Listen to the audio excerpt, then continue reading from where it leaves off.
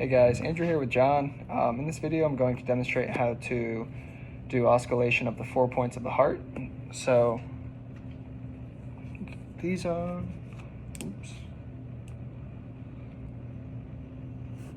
going to start with the aortic point, which is in the upper right.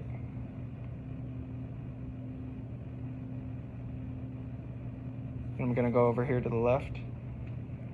Should be the pulmonic.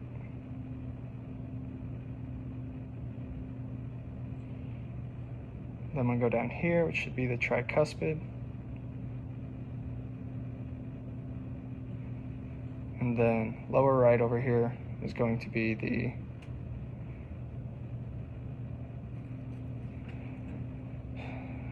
mitral. Okay. And then we're listening for any sounds, such as any snaps, clicks, rubs, or gallops, which could indicate heart problems. And if you don't hear any of those, then the patient should be all right.